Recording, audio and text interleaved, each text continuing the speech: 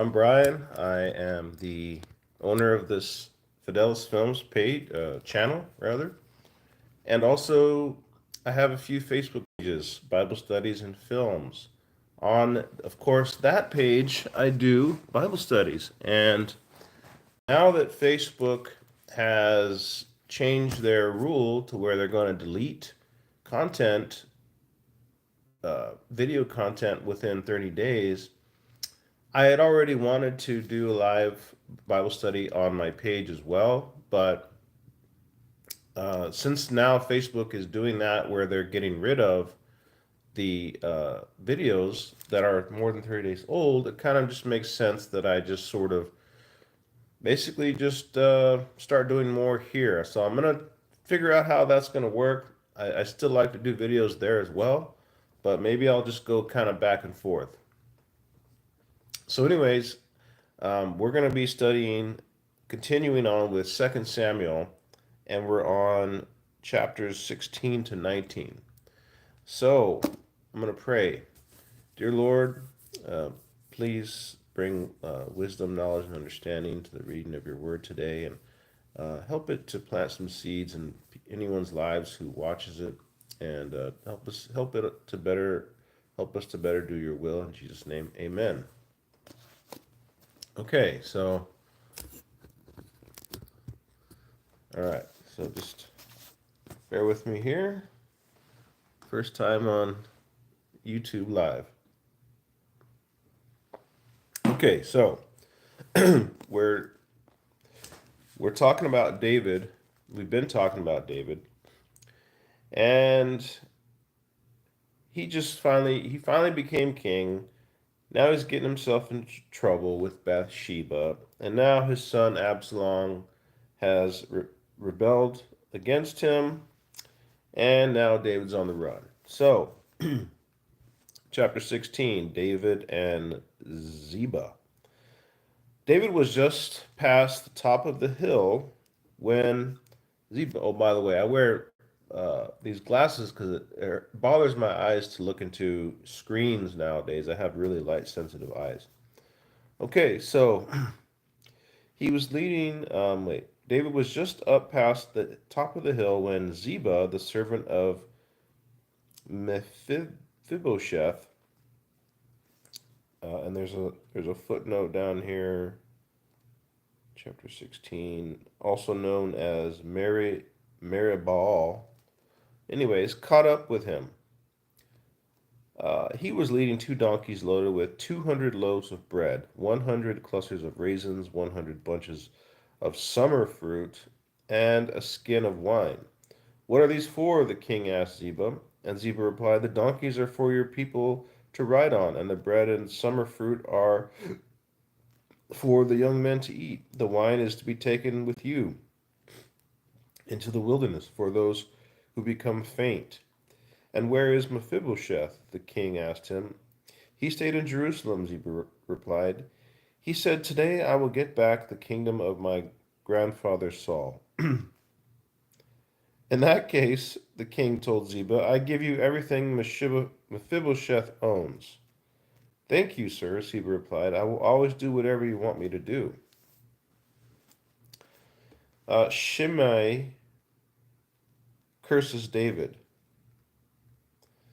But wait, wasn't Mephibosheth the same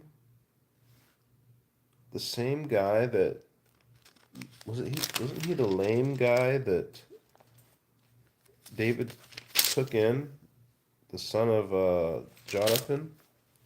Anyways, verse 5, Shimei curses David. As David and his party passed Bahurim, a man came out of the village cursing at them.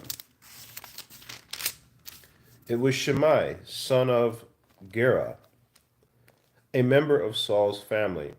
He threw stones at the king and the king's officers and all the mighty warriors who surrounded them. Get out of here, you murderer, you scoundrel, he shouted at David. The Lord is paying you back for murdering Saul and his family. You stole his throne, and now the Lord has given it to your son Absalom. At last you will taste some of your own medicine, you murderer. Oh, I got some people laughing at me. Okay, cool. I'm reading. Oh, Superman. And I'm reading. I'm reading the Bible. I'm reading Second Samuel, chapter 16 to chapter 19. So, anyways, all right. So, verse 9, why should this dead dog curse my lord the king? Abishai, son of Zeruiah, demanded, let me go over and cut off his head. No, the king said, what am I going to do with you sons of Zeruiah? Now, I want you to think for a moment here what he's saying. He's like, let me go cut off his head. As we can see, there are there is a lot of brutality in the Bible, a lot. And as a filmmaker, one thing that I noticed as I got into the filmmaking industry was that the horror genre is one of the most profitable and sellable and popular genres out there. Even though I'm not much of I've never been much of a horror kind of guy. Silence of the Lambs was enough for me, right? So let me put my glasses back on. I have these really sensitive eyes, so it's tough for me to stare at my phone directly for more than a few seconds. But in any case, the film that I just shot, or at least the scene, part of the scene that I just shot last Saturday, that script, that story is going to have a lot of brutality. And I have shown it to other Christians, or I told them about it, and they kind of cringe and shy away. And I'm just thinking, like, man, nothing that I have in my script isn't can't be found in the Bible. And I was at a premiere a few months ago, and it was showing like a few different short films, and I was with a group of people, and they said one of the ladies said, "Oh, but I couldn't watch some of the stuff on there, some of the stuff on those films," and I'm like, "Well," she's like, "How do you reconcile that as a filmmaker?" I said, "Well, do you read the Bible? Because there is." What we saw was nothing compared to what you can read in the Bible.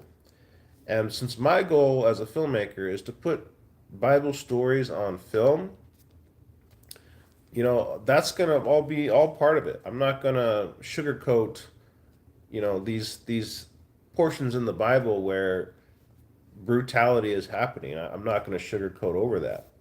So, anyways, let's continue on. All right. No, the king said, what am I going to do with you sons of Zeruiah? If the Lord has told him to curse me, who am I to stop him?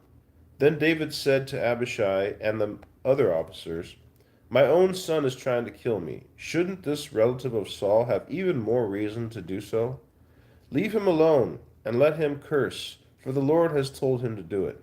And perhaps the Lord will see that I am being wronged and will bless me because of these curses. So that's something to think about too.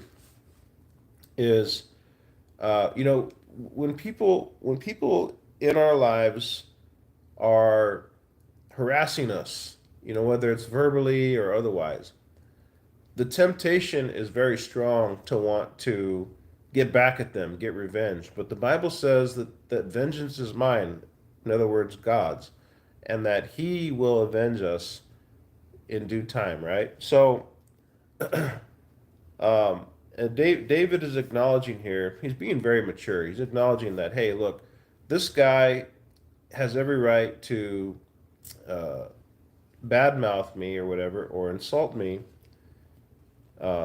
because even his own son now is trying to kill him and overthrow him. And the fact that the guy is doing that, like, have you ever? I've experienced this happen to me. Like, I'll see somebody on social media who I don't even know who they are, or maybe I do, but they did something, and now they're getting roasted about it. And this is probably a bad example, but take Will Smith when he slapped that Chris Rock. Like, I did not condone that at all, but you could see that after a while, like, some people were actually feeling sympathetic for Will Smith because just everyone was roasting him after that, and rightfully so. But that's just an example. And I've seen other times where someone did something and I agreed that they were wrong and need to be roasted, but then after seeing them get roasted so many times over and over and over again, I start to feel sorry for them and actually want to like defend them a little bit. Okay, so anyway, so David and his men continued on, and Shimei kept pace with them on a nearby hillside, cursing as they went and throwing stones at David and tossing dust. So this guy is literally pushing his luck. He's walking up on the hill, cursing David and his men, and throwing rocks and dust in the air. Oh man. Okay. The king and all who were with him grew weary along the way, so they rested when they reached the Jordan River. Verse 15. Athif, Ath- Ahithophel advises Absalom. Meanwhile, Absalom and his men arrived at Jerusalem accompanied by Ahithophel. When David's friend Hushai the Archite arrived, he immediately he went immediately to see Absalom. "Long live the king!" he exclaimed. "Long live the king!" In this way, is this the way you treat your friend David? Absalom asked him. "Why aren't you with him?"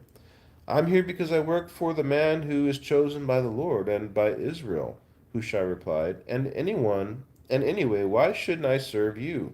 I helped your father, and now I will help you." Then Absalom turned to Ahithophel and asked him, "What should I do next?" Ahithophel told him, "Go and sleep with your father's concubines, for he has left them here to keep the house. Then all Israel will know that you have insulted him beyond hope of reconciliation, and they will give you their support." So they set up a tent on the palace roof where everyone could see it, and Absalom went into the tent to sleep with his father's concubines. Absalom followed Ahithophel's advice, just as David had done, for every word Ahithophel spoke seemed as wise as though it had come directly from the mouth of God. Chapter 17. Now Ahithophel urged Absalom, "Let me choose 12,000 men to start out after David tonight. I will catch up to him while he is weary and discouraged. He and his troops will panic, and everyone will run away. Then I will kill only the king, and I will bring all the people back to you as a bride returns to her husband." See, this confuses me here again because he just said he's going to muster up 12,000 men, but where? From where? And where were these 12,000 men when David needed them? Like, could wasn't he able to also muster these 12,000 men to defend himself from Absalom? So it just doesn't make sense to me. I really would love to know more about this history of this story, of this particular story. Okay, so then all the people will remain unharmed and peaceful. This plan seemed good to Absalom and to all the other leaders of Israel. Uh, Verse 5. But then Absalom said, "Bring in Hushai the Archite. Let's see what he thinks about this." When Hushai arrived, Absalom told him what Ahithophel had said. Then he asked, "What is your opinion? Should we follow Ahithophel's advice? If not, speak up." "Well," Hushai replied, "this time I think Ahithophel has made a mistake. You know your father and his men. They are mighty warriors. Right now they are probably as enraged as a mother bear who has been robbed of her cubs. And remember that your father is an experienced soldier. He won't be spending the night among the troops. He has probably already hidden in some pit or cave. And when he comes out and attacks and a few of your men fall, there will be panic among your troops and everyone will start shouting that your men are being slaughtered. Then even the bravest of them, though they have the heart of a lion, will be paralyzed with fear. For all Israel knows what a mighty man your father is and how courageous his warriors are. I suggest that you mobilize the entire army of Israel, bringing them from as far away as Dan and Beersheba. That way you will have an army as numerous as the sand on the seashore. And I think that you should personally lead the troops. When we find David, we can descend on him like the dew that falls to the ground, so that not one of his men is left alive. And if David has accepted or has escaped into some city, you will have the entire army of Israel there at your command. Then we can take ropes and drag the walls of the city into the nearest valley until every stone is torn down. Then Absalom and all the leaders of Israel said, Hushai's advice is better than Absalom, or no, than Ahithophel's. For the Lord has arranged to defeat the counsel of Ahithophel, which really was the better plan, so he could bring disaster upon Absalom. So the Lord is influencing the other leaders of Israel, including Absalom, to listen to the advice of Hushai over Ahithophel. So, verse 15, Hushai warns David to escape. Then Hushai reported to Zadok and Abiathar the priest what Ahithophel had said and what he himself had suggested instead. Quick, he told them, find David and urge him not to stay at the shallows of the Jordan River tonight. He must go across at once into the wilderness beyond. Otherwise, he will die and his entire army with him. Jonathan and Ahimaaz had been staying at En Rogel, so as not to be seen entering and leaving the city. Arrangements had been made for a servant girl to bring them the message they were to take to King David. But a boy saw them leaving En Rogel to go to David, and he told Absalom about it. Meanwhile, they escaped to Bahurim, where a man hid them inside a well in his courtyard.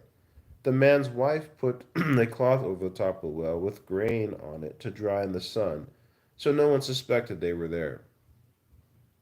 When Absalom's men arrived, they asked her, "What have you seen Ahimaaz and Jonathan?" She replied, "They were here, but they crossed the brook." Absalom's men looked for them without success and returned to Jerusalem. Then the two men crawled out of the well and hurried onto King David. Quick, they told him, cross the Jordan tonight. And they told him how Ahithophel had advised that he be captured and killed. So David and all the people with him went across the Jordan River during the night, and they were all on the other side before dawn. Meanwhile, Ahithophel was publicly disgraced when Absalom refused his advice. So he saddled his donkey, went to his hometown, set his affairs in order, and hanged himself. He died there and was buried beside his father. Wow, took that a little bit personally, I think. But I guess it was meant to be. Okay, verse 23. Meanwhile, Ahithophel, oh wait, verse 24. David soon arrived at Mahanaim. By now, Absalom had mobilized the entire army of Israel and was leading his troops across the Jordan River. Absalom had appointed Amasa as commander of his army, replacing Joab, who had been the commander under David. Amasa was Joab's cousin. His father was Jether, an Ishmaelite, his mother Abigail, daughter of Nahash, um, was the sister of Joab's mother, Camera is rolling. And action. What's going on with my phone? Cut the throats. For some reason, Wiggling. You're wiggling. this phone keeps randomly And you're replaying putting your arms out and looking up to the sky. a behind the scenes clip of my film that we did on Saturday, and it just, I don't know if you can hear it. Yes, that's good, Cello. And cut. Okay.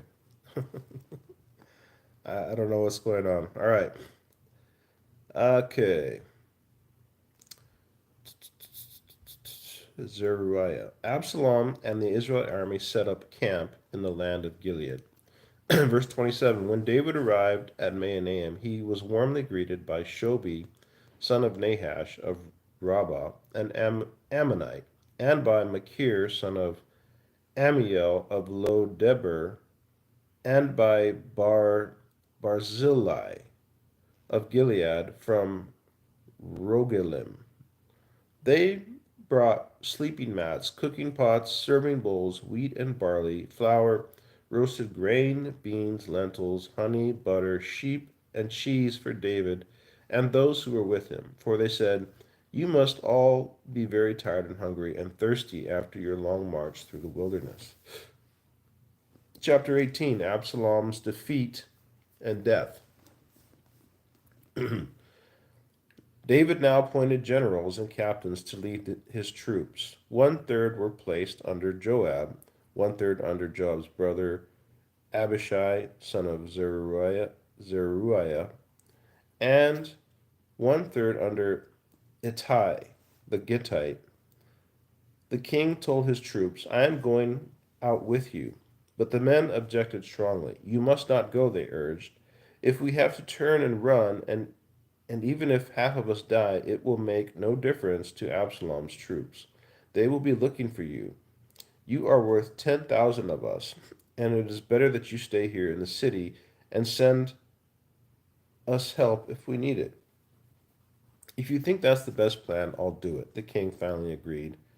So he stood at the gate of the city as all the divisions of troops passed by, and the king gave this command to Joab, Abishai, and Ittai: "For my sake, deal gently with young Absalom." And all the troops heard the king gave this order to his comrades, or commanders. So the battle began in the forest of Ephraim, and the Israelite troops were beaten back by David's men. There was a great slaughter, and 20,000 men laid down their lives that day. The battle raged all across the countryside, and more men died because of the forest than were killed by the sword. Interesting, right? During the battle, Absalom came unexpectedly upon some of David's men. He tried to escape on his mule, but as he rode beneath the thick branches of a great oak, his head got caught. His mule kept going and left him dangling in the air. One of David's men saw what had happened and told Joab, "I saw Absalom dangling in a tree." "What?" Joab demanded. "You saw him there and you didn't kill him?" "I would have rewarded you 10 pieces of silver and a hero's belt." Wow, so Joab wanted Absalom dead. It's so weird.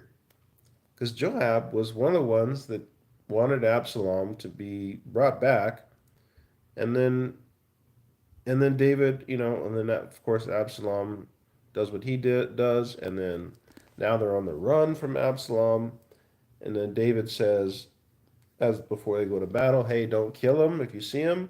And Joab is basically saying like, "Hey," telling his troops, "Why didn't you kill Absalom?"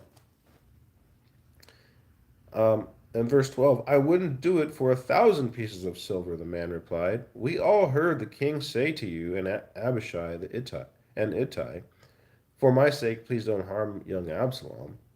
And if I had betrayed the king by killing his son, and the king would certainly find out who did it, you yourself would be the first to abandon me."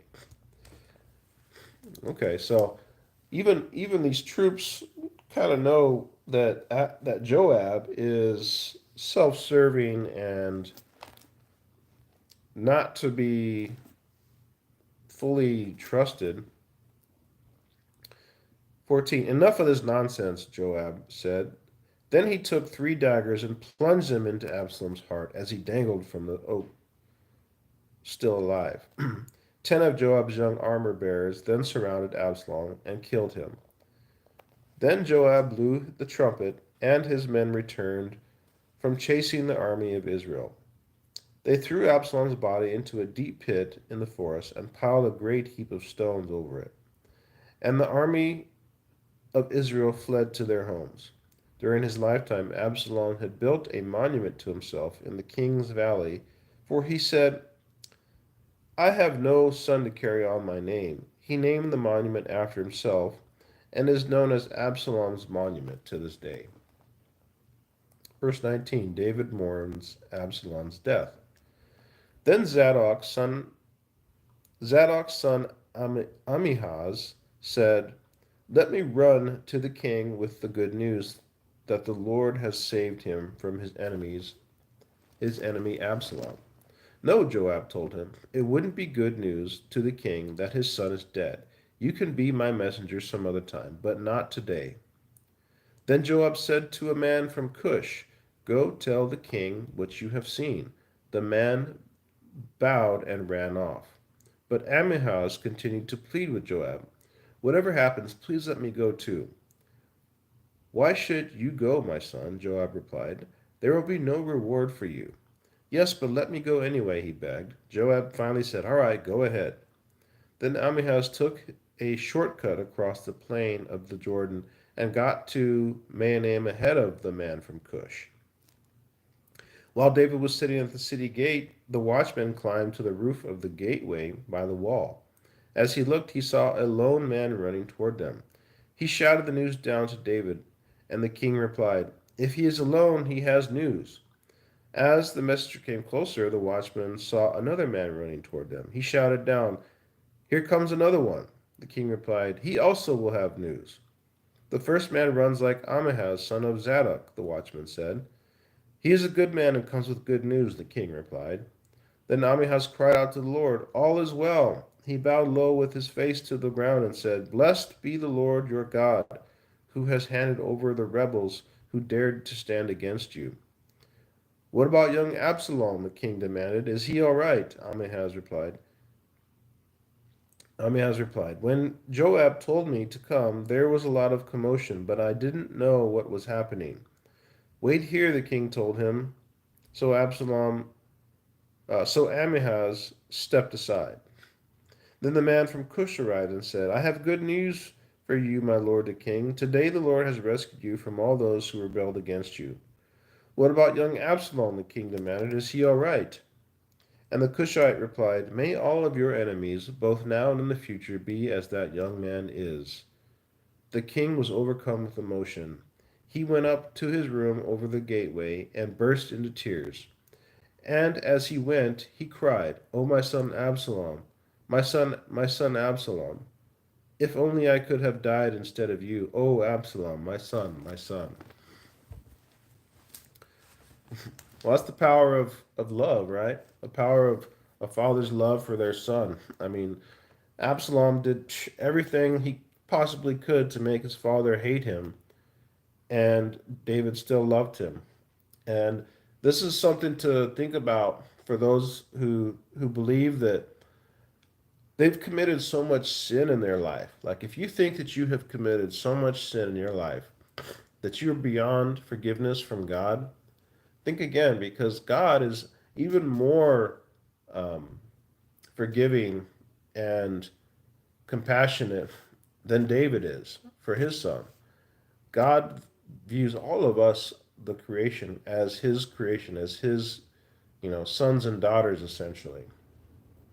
And he gave his own son's life to redeem our lives. So remember that. Like you are not beyond, beyond reproach or whatever. You still have time. Whatever it is, like Hadi, this guy Hadi who's laughing, he put a bunch of laugh emojis on here. I don't know why, but I get the sense that you think that, I don't know, reading the Bible is a joke or something. I don't know. A lot of people do. Heck, I didn't always believe in God. None of us are born Christians, really. If anything, we're born atheists. So it takes time for us to actually get to know God. So, yeah. All right, so continuing on, chapter 19. Joab rebukes the king. Word soon reached Joab that the king was weeping and mourning for Absalom.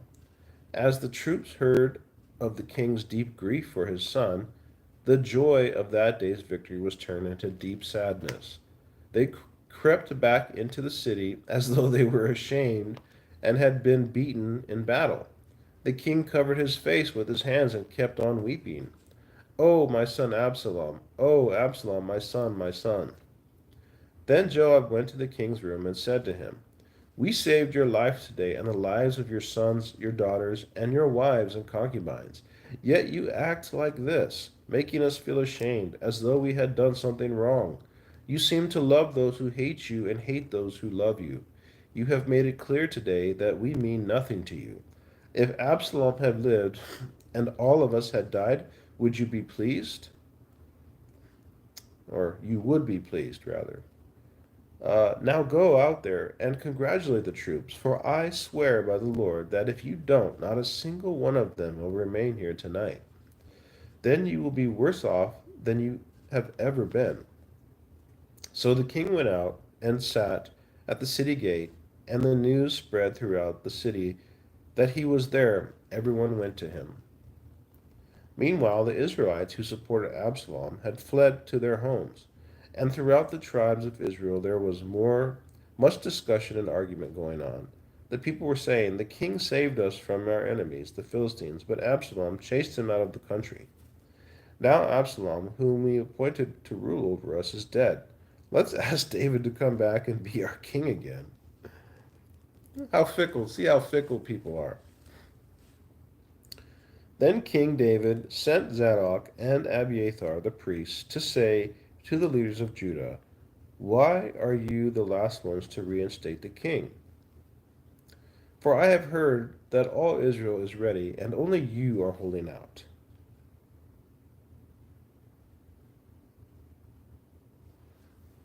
Yet you are my relatives, my own tribe, my flesh and blood. Why are you the last ones to welcome me back? And David told them to tell Amasa, "Since you are my nephew, may God strike me dead if I do not appoint you as commander of my army in place of Joab." Then Amasa convinced all the leaders of Judah, and they responded unanimously. They sent word to the king, "Return to us and bring back all those who are with you." Verse 15, so the king started back to Jerusalem.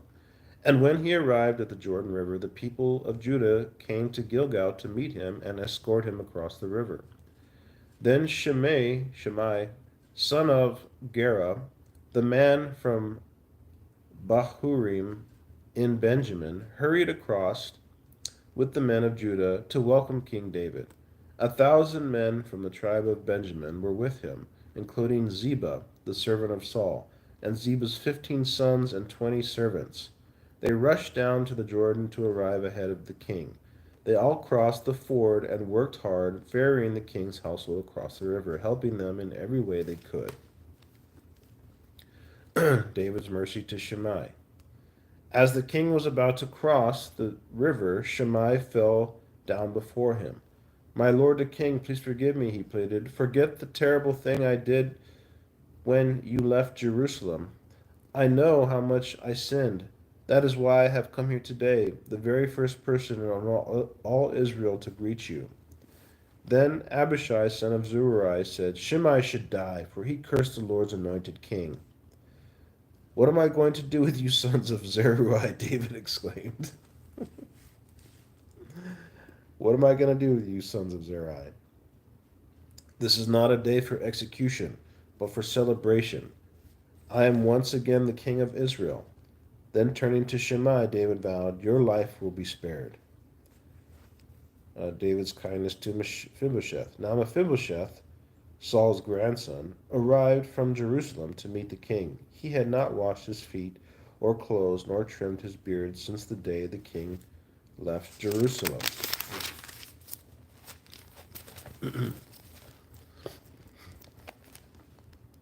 "Why didn't you come with me, Mephibosheth?" the king asked him. Mephibosheth, replied, "My lord the king, my servant Ziba deceived me. I told him, 'Saddle my donkey so that I can go with the king, for as you know I am crippled.' Ziba has slandered me by saying that I refused to come.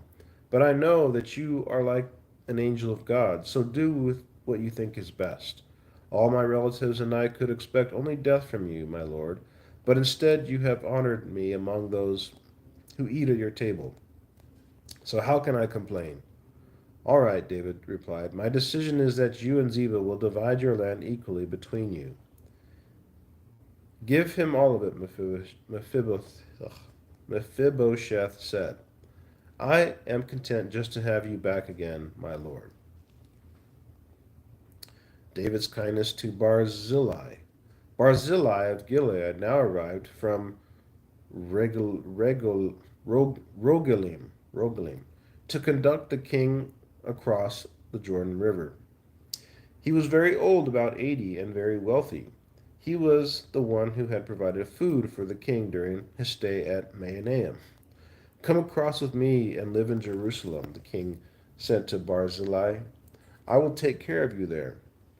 No, he replied, for I am too old for that. I am 80 years old today, and I can no longer enjoy anything. Food and wine are no longer tasty. I cannot hear the musicians as they play. I would only be a burden to my lord the king. Just go across the river with you. Just to go across the river with you is all the honor I need. Then let me return again to die in my own town, where my father and mother are buried. But here is my son Kimham. Let him go with you and receive whatever good things you want to give him. Good, the king agreed. Kimham will go with me, and I will do for him whatever I would have done for you. So all the people crossed Jordan with the king. After David had blessed and embraced him, Barzillai returned to his own home. The king then went on to Gilgal, taking Kimham with him. All the army of Judah and half the army of Israel escorted him across the river. Verse 41, an argument over the king. But the men of Israel complained to the king that the men of Judah had gotten to do most of the work in helping him across the Jordan. Why not? The men of Judah replied. The king is one of our own tribe.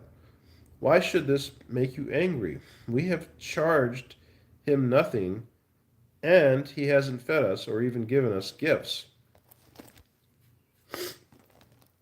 But there are 10 tribes in Israel, the others replied. So we have 10 times as much right to the king as you do. Why did you treat us with such contempt? Remember, we were the first to speak of bringing him back to be our king again. The argument continued back and forth, and the men of Judah were very harsh in their replies. All right, so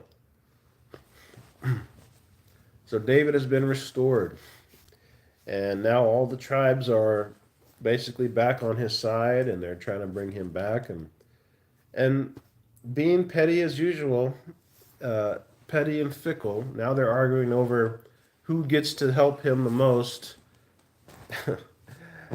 So it's just a real learning lesson for all of us in life that, human beings are fickle people, and God is not, right? God is not like that. God is faithful always. God is always there for us. People, they're only there for us when we have power and influence. So I'm definitely noticing this just in my own life personally. I've seen guys who rejected me and favored others just because they were giving them work, right? Even though that person or people were not great people,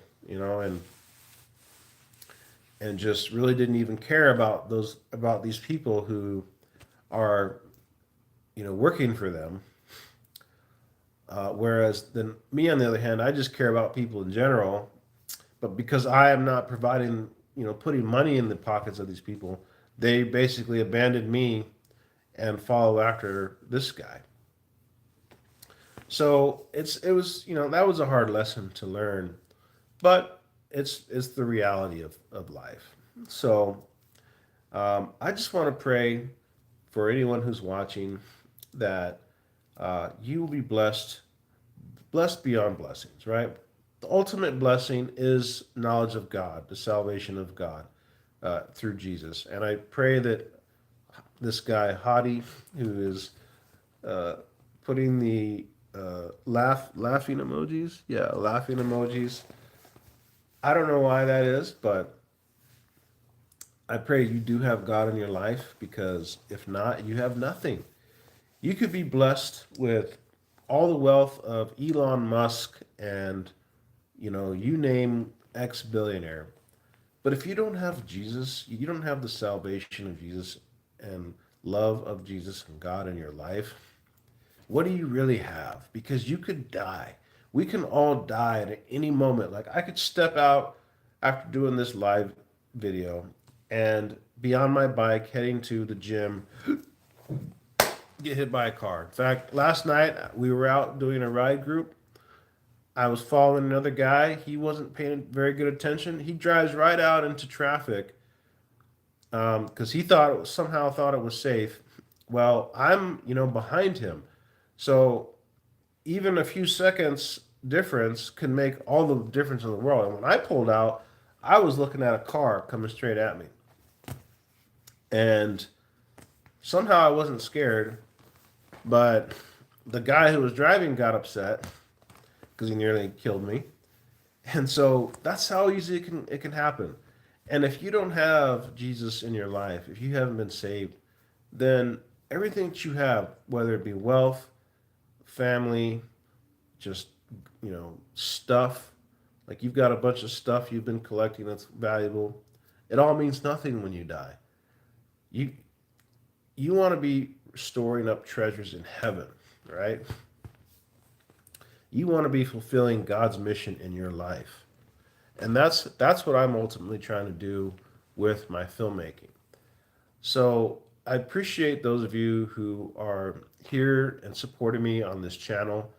My mission for 2025 is to get this channel monetized, this and my Facebook page, for the purpose of, well, for sustaining myself, for one, but also so that I can have funding to do my film projects.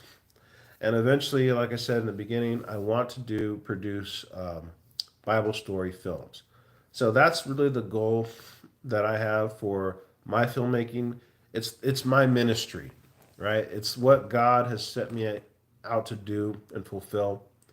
And I see the YouTube platform being kind of the catalyst, YouTube and Facebook being the catalyst to get to where I need to be financially so that I can produce these films. Because I had been chasing funding through trying to be successful in real estate for a good 20 years, and it never came to fruition.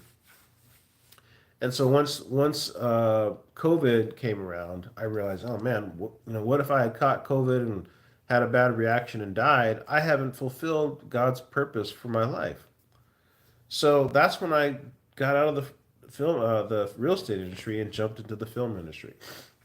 And it's been a rough road because of, well, for COVID for one, and then the strikes, and then there were threats of more strikes, and then there were fires in California, and then you know things have been, they moved so many productions out of the country that now they're slow to bring them back. So, but the ultimate mission for my life is to produce Bible story films, and the way I see that happening is by taking 2025 and focusing on building this channel so that it's monetized, so that I can use that funding to create more films. Uh, and of course, Bible story films are period films, so they're very expensive. So I'll probably have to start out with some more contemporary stories, kind of like the film that I just shot last Saturday, which is a sort of a retelling of a Bible story, but in modern day times.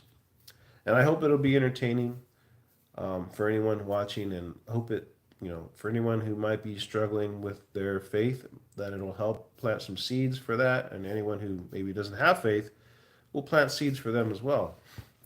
So anyways, thanks for watching up to this point. Check out my other videos and stay tuned for more. I'm going to be posting a lot of BTS footage from my shoot on Saturday, and I'm going to be doing more of these Bible studies. So I hope you'll join me, and I appreciate your support. Bye.